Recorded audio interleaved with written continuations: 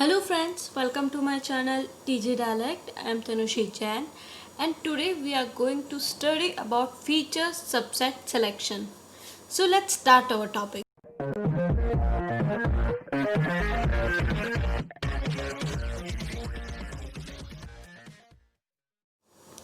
Feature subset selection में क्या होता है, सेलेक्ट करते हैं अपन एक सबसेट सिस्टम एट्रीब्यूट्स में से या फीचर्स में से जो कि क्या करने में हेल्प करता है, अपना एक मीनिंगफुल कंट्रीब्यूशन देता है मशीन लर्निंग एक्टिविटी के लिए। तो अपन एक एग्जांपल लेते हैं। अपन क्या ट्राई कर रहे हैं, प्रिडिक्ट करना वेट स्टूडेंट्स का, किसके बेसिस पे, जो उनकी पास्ट इंफॉर्मेशन है उनके बेसिस पे। और वो पास्ट इंफॉर्मेशन कहाँ है, जो अपन ने कैप्चर करा स्टूडेंट वेट के डेटा सेट में। तो स्टूडेंट वेट की डेटा सेट जो है उसके अंदर क्या क्या फीचर्स है, स्टूडेंट का रोल नंबर, एज, हाइट और वेट, ये कुछ फीचर्स है। अब इसमें से अपन को दिख रहा है कि जो रोल नंबर है ना, उसका कुछ लॉजिक नहीं है, मतलब वो इतना इम्पॉर्टेंट नहीं है, वो अपन नहीं ले तो भी अपन स्टूडेंट का वेट जो है वो देख सकते हैं। तो प्रिडिक्ट करने में स्टूडेंट वेट के में रोल नंबर जो है कुछ रोल प्ले नहीं कर रहा है, तो अपन उसको एलिमिनेट कर सकते हैं रोल नंबर के फीचर को और फीचर सबसेट बना सकते हैं, जो कि क्या होगा, मीनिंगफुल रहेगा मशीन लर्निंग प्रॉब्लम के लिए।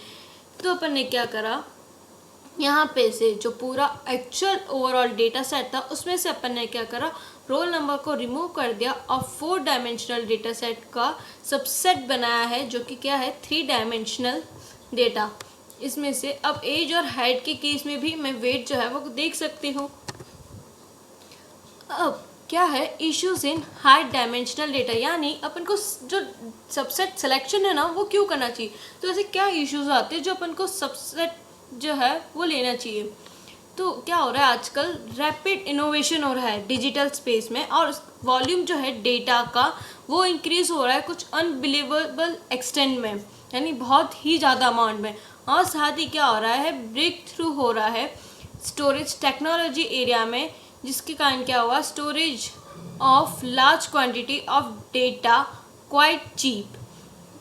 This has further motivated the storage and mining of very large and high dimensionality data sets. इसी के साथ साथ दो नए एप्लीकेशन है डोमेन्स में, दो नए एप्लीकेशन डोमेन्स है जहाँ पे ड्रास्टिक डेवलपमेंट हुआ है। पहला है बायोमेडिकल रिसर्च, जो क्या इंक्लूड करता है जीन सेलेक्शन माइक्रो अरे डेटा में से, और दूसरा है टेक्स्ट कैटेगराइजेशन, जो डील करता है huge volume of text data से, सोशल नेटवर्किंग साइट से या ईमेल से एक्सेट्रा। तो जो पहला डोमेन है बायोमेडिकल रिसर्च, वो क्या जनरेट करता है, डेटा सेट्स जो जिनके पास क्या होता है, बहुत ही ज़्यादा नंबर ऑफ फीचर्स होते हैं, ऐसा कह सकते हैं कि फ्यू टर्न्स ऑफ 1000 रेंज में होते हैं। और टेक्स्ट डेटा जो जनरेट होते हैं अलग अलग सोर्स से, वो भी क्या होते हैं, एक्सट्रीमली हाई डायमेंशंस होते हैं उनकी भी। In a large document corpus having few thousands document embedded the number of unique word tokens which represent the feature of the text dataset can also be in a range of few tens of thousands। तो यहाँ से क्या idea हुआ अपन को, बहुत ज़्यादा ही high dimensional data है, बहुत ज़्यादा अमाउंट में है। तो हाई डायमेंशनल डेटा से क्या होता है, एक तरीके से चैलेंज आ जाता है मशीन लर्निंग एल्गोरिथम के लिए, मतलब मशीन लर्निंग एल्गोरिथम को थोड़ा सा प्रॉब्लम फेस करना होता है। कैसे कि एक तरफ तो क्या हुआ, हाई क्वांटिटी में अपन को कंप्यूटेशनल रिसोर्स चाहिए और साथ ही अपन को ज़्यादा टाइम चाहिए, और दूसरी तरफ क्या है, परफॉर्मेंस ऑफ द मॉडल, जो मॉडल की परफॉर्मेंस होती है सुपरवाइज्ड में या फिर अनसुपरवाइज्ड मशीन लर्निंग टास्क में, वो परफॉर्मेंस जो है ना वो कम होती जाती है। क्यों? क्योंकि इतनी ज़्यादा हाई डायमेंशनल डेटा में अननेसेसरी नॉइज जो है वो भी आ जाता है। Also a model build on an extremely high number of features may be difficult to understand, यानी अगर इतने ज़्यादा फीचर्स होंगे ना तो थोड़ा है ना डिफ़िकल्ट हो जाता है मशीन के लिए भी उसको समझना। तो इसीलिए अपन को सबसेट जो है फीचर्स का वो यूज़ करते हैं फुल सेट की जगह। ऑब्जेक्टिव क्या है फीचर सिलेक्शन का, उसको 3 फोल्ड मिल गया है। पहला क्या बोलता है कि इससे क्या होगा, फास्टर और more cost effective learning model बनेगा, यानी अपना जो लर्निंग मॉडल है वो फास्टर काम बनेगा और साथ ही वो कॉस्ट इफेक्टिव रहेगा। क्यों कॉस्ट इफेक्टिव कैसे? क्योंकि अपन को क्या less need for computational resource, यानी कंप्यूटेशनल जो रिसोर्स है उनकी रिक्वायरमेंट भी कम रहेगी क्योंकि अपन ने सबसेट लिया है पूरा सेट लेने की जगह। सेकंड क्या है, इसकी जो एफिशिएंसी है, लर्निंग मॉडल की एफिशिएंसी जो है वो इम्प्रूव होएगी। और लास्ट क्या है, having a better understanding of the underlying model that generated the data. Second point क्या है, की ड्राइवर्स ऑफ फीचर्स सिलेक्शन। इसके अंदर आता है फीचर रेलिवेंस और रिडंडेंसी। तो पहला अपन फीचर रेलिवेंस देखते हैं। सुपरवाइज्ड लर्निंग में क्या होता था, जो इनपुट डेटा सेट होता था जो कि अपन ट्रेनिंग डेटा सेट के लिए लेते थे, उनमें क्या होता था, क्लास लेबल्स होते थे साथ में अटैच, और जो मॉडल होता था वो is inducted based on the training data set so that the inducted model can assign class labels to the new. यानी वो जो मॉडल होता था वो ट्रेनिंग डेटा सेट के थ्रू स्टडी करता था और जो अपना नया अनलेबल्ड डेटा होता था ना, उनके ऊपर वो क्लास लेबल्स असाइन कर पाता था।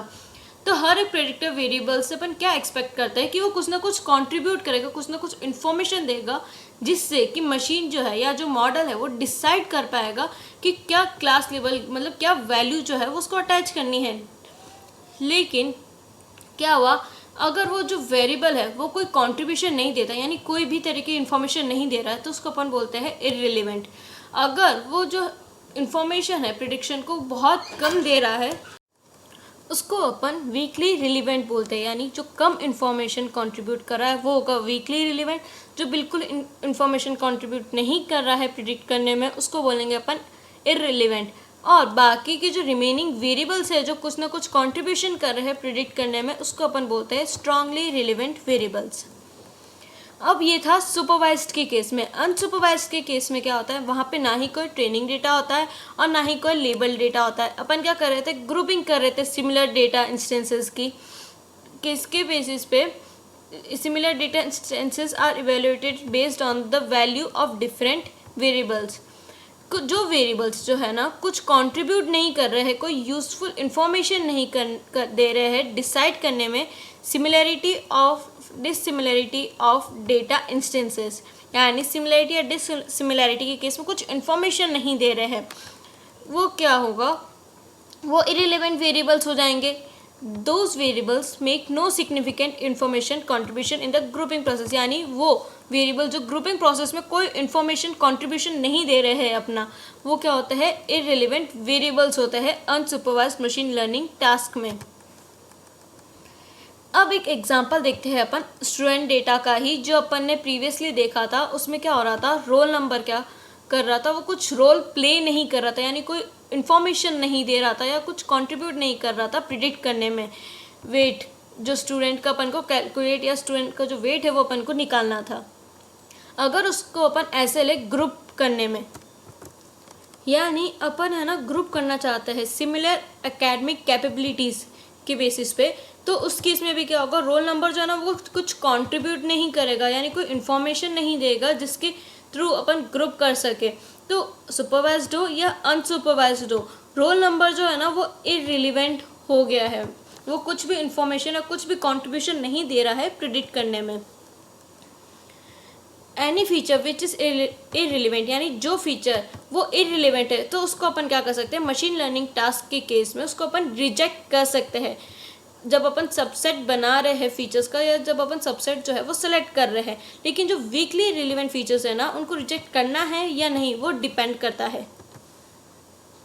नाउ सेकंड क्या है, फीचर रिडंडेंसी का मतलब क्या होता है कि कोई फीचर है वो कंट्रीब्यूट कर रहा है इन्फॉर्मेशन देने में, लेकिन वो जो इन्फॉर्मेशन दे रहा है ना वो सिमिलर है उसके जो दूसरे एक या एक से ज़्यादा कितने भी फीचर्स जो है ना वो भी सिमिलर इन्फॉर्मेशन कंट्रीब्यूट कर रहे हैं। यानी जब फीचर्स जो है ना कंट्रीब्यूट करते हैं इन्फॉर्मेशन, लेकिन वो सिमिलर हो कोई दूसरे फीचर के।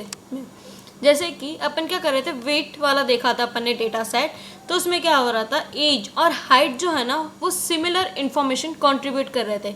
यानी अगर एज इंक्रीज होती है तो अपन ये एक्सपेक्ट कर सकते हैं कि वेट भी इंक्रीज होता है। सिमिलरली अगर हाइट इंक्रीज होती है तब भी वेट जो है वो इंक्रीज होता है। Also height and age increase with each other. तो वेट प्रिडिक्शन प्रॉब्लम में क्या हुआ, एज और हाइट जो है ना वो सिमिलर इन्फॉर्मेशन कंट्रीब्यूट कर रहे हैं। ये अपन ये कह सकते हैं irrespective of whether feature height is present, यानी अगर अपन हाइट लेते हैं सबसेट में तो वो है ना सेम रिजल्ट देगा अपन को। अगर अपन एज लेते हैं यानी एज के बिना अगर अपन ने सिर्फ हाइट और वेट लिया है तो वो भी अपन को सेम रिजल्ट देगा। और अगर अपन मैं एज लूँ और वेट लूँ तो भी वो सिमिलर रिजल्ट्स देगा। दोनों क्या कर रहे हैं, सिमिलर रिजल्ट ले रहे हैं। तो उन फीचर्स को अपन क्या कहते हैं, जो सिमिलर इंफॉर्मेशन कंट्रीब्यूट करते हैं उनको अपन बोलते हैं पोटेंशियली रिडंडेंट।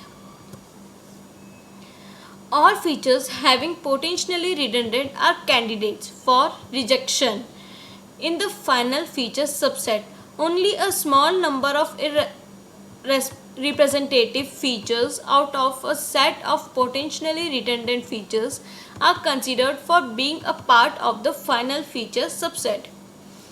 तो इससे क्या हुआ, ओवरऑल अपन को क्या आइडिया हुआ है कि मेन ऑब्जेक्टिव क्या होता है फीचर सिलेक्शन का, कि remove all features which are irrelevant, यानी जो इररिलेवेंट फीचर्स है उनको अपन रिमूव करें and take a representative subset of the features which are potentially redundant.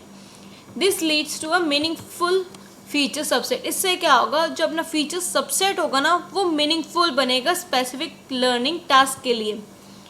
Thank you friends. इस कंसेप्ट के रिगार्डिंग अगर कोई भी डाउट है तो कमेंट में मेंशन करें। I will try to reply it as soon as possible. Video अच्छा लगा तो लाइक करें, शेयर करें और सब्सक्राइब करें मेरे चैनल को। Thank you.